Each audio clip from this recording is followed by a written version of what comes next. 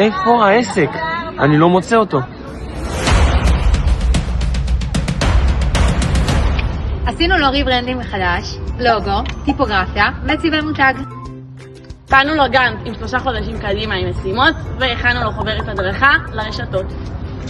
פתחנו לו אינסטגרם וגם פייסבוק, ועשינו שם סטורי רילסיים.